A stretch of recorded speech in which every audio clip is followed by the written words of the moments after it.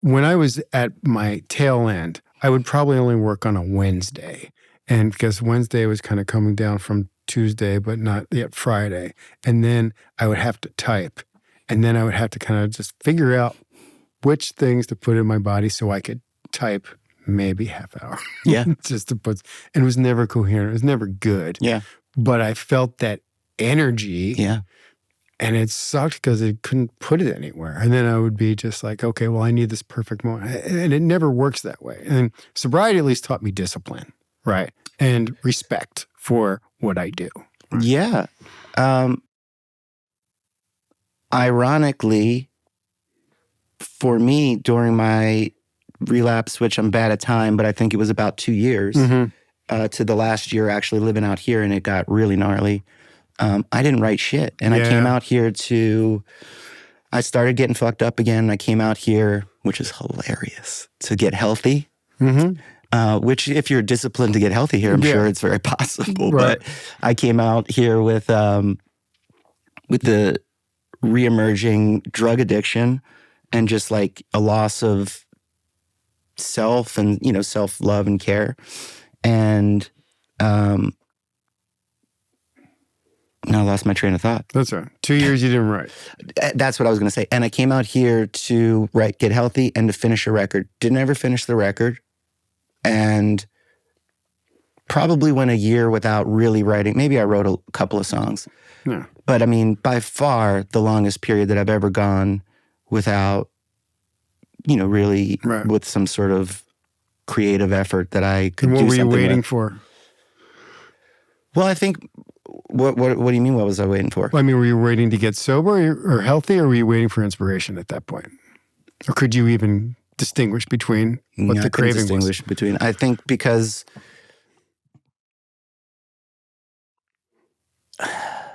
all of my addictive tendencies, once I started using drugs again, though I never drank again, which is weird to me. It is weird.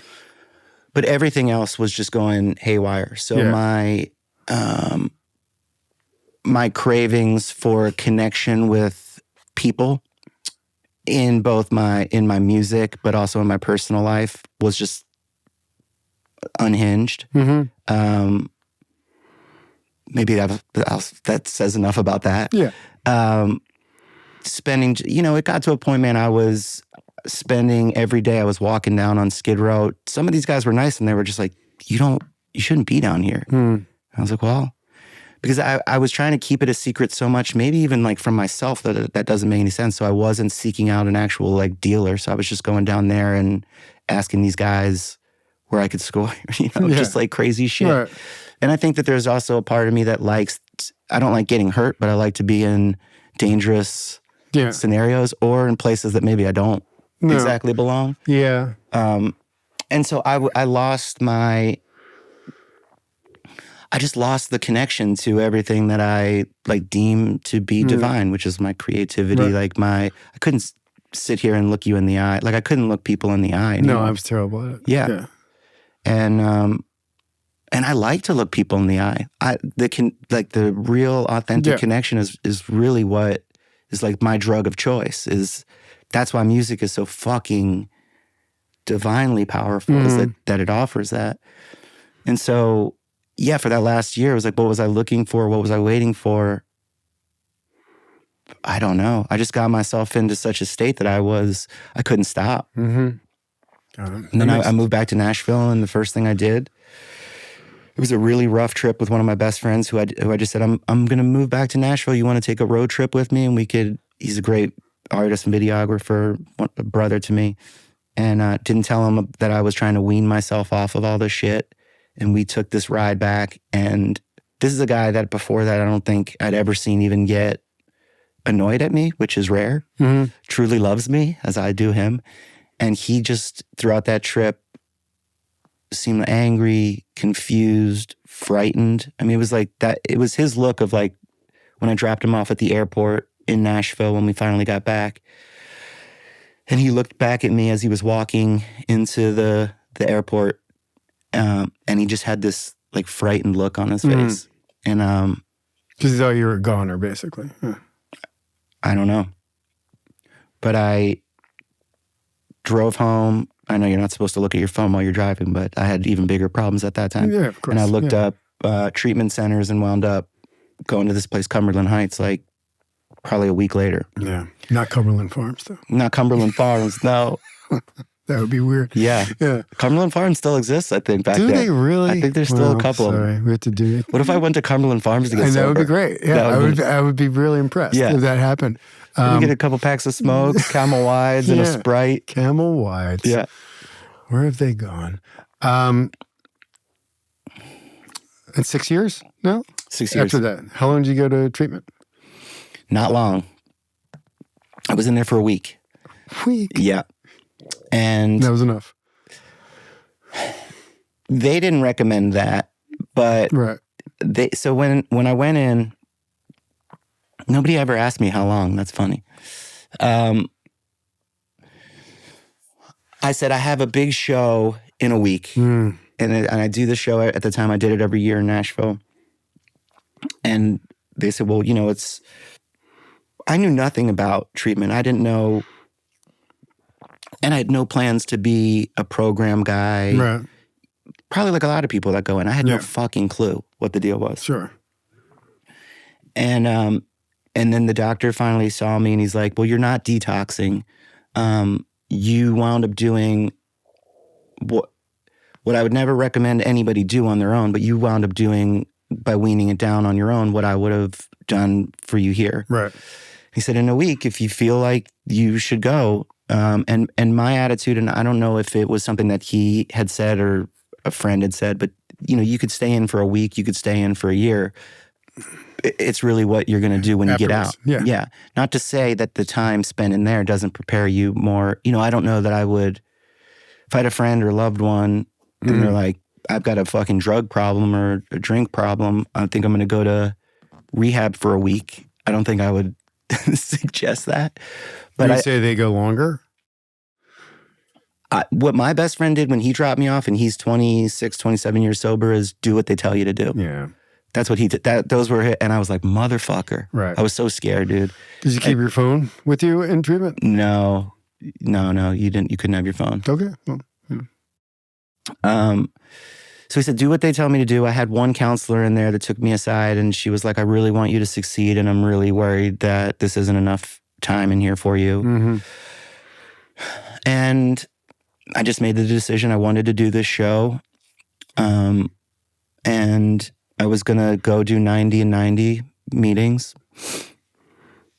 And maybe I'd already had I don't know if it's arrogant to say the confidence, because maybe I had something within me that thought I could do it because I'd stayed away from booze. And booze really was my biggest thing it was when I relapsed and I was so like, thank God I didn't drink again, but I was like weirdly stubborn where I was like, I'm going to stay away from booze, but I'm going to do all this other shit. It makes zero sense. No, it does. It makes perfect sense. It does make perfect sense? Yeah.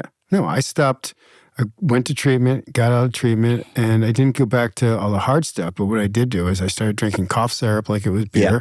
I started doing poppers. Loved it. Yeah. Yeah. And then, I would take for anxiety. Yeah. Klonopin every once in a while. Well, yeah, that part makes perfect sense in that I could convince myself, because I have struggled with anxiety, continue to. Not as bad, thankfully, but yeah, I could convince myself that taking a couple from a friend that had it, that was okay, and them just being like, just be cool. Yeah. And then going to a doctor, and then the doctor giving me the script, and then it's a doctor. So it's okay. Yeah. Knowing full fucking well, this is not for me. Yeah. Like this is like the quick thing in pill or drug form is never going to be, it's never going to be okay for me. No. And maybe I'm lucky and very grateful that I lived through it, but where people like early on in meetings would say, I'm a grateful, recovering addict, alcohol, I'm like, oh, fuck. Are you like, but I really am in the sense that, and I'm grateful for my relapse because I've been shown that there is no substance Like I go to meetings and say, I'm Sean, I'm an alcoholic, but I'm Sean, and I use that as like a Mad Libs for all kinds of addiction things. Yeah. I could get so far gone on any of them that I allow myself. Certainly any kind of substance. How much time did you have when your children were born? So, well, when I got with my partner, so that was the pandemic. How long was the pandemic? Like the extent of it? Extent of it, yeah. 2020 to 2021 and a half, maybe, right. I think. So I got sober. Depending on your political affiliation. Totally. So, I just mean like the lockdown portion. Sure. Got it. Right. So yeah, we got together right after the pandemic. I had gotten sober right before. So maybe I had like 2 years. Okay. I think about 2 years I had when we got together. And she had a kid who's now my stepkid. Right.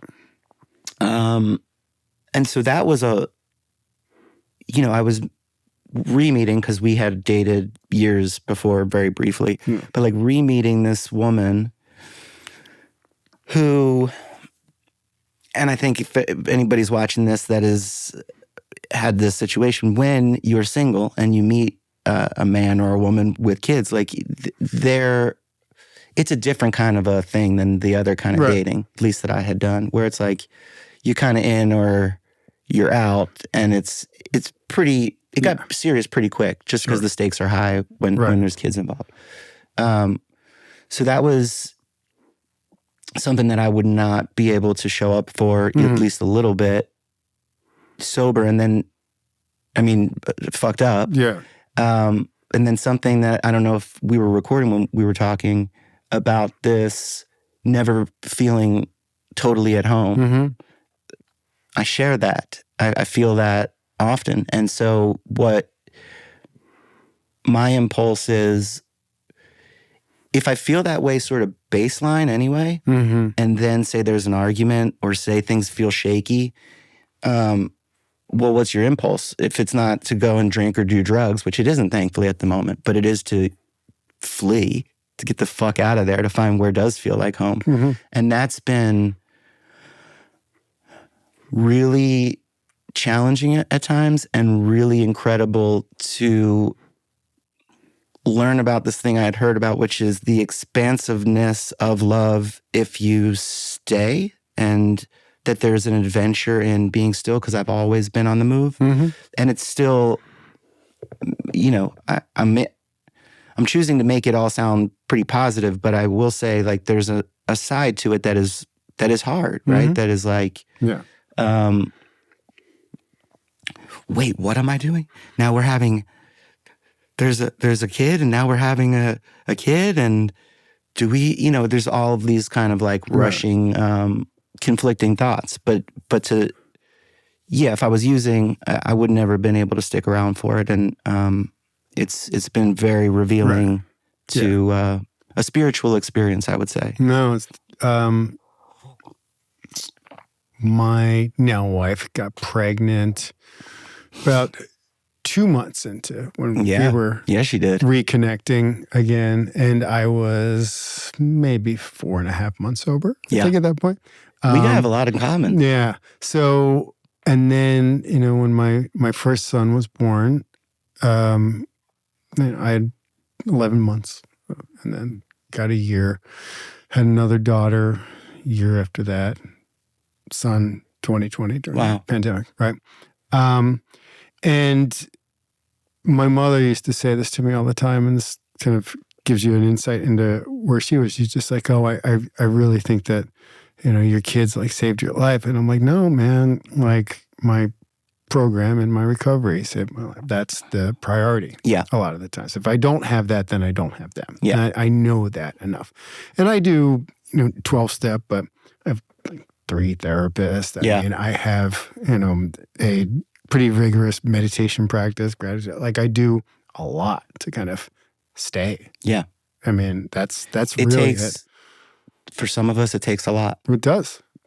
It does. And somebody was saying to me the other day, it was like, isn't it just fucking crazy that we have to do all this stuff just to be normal? Just to be normal.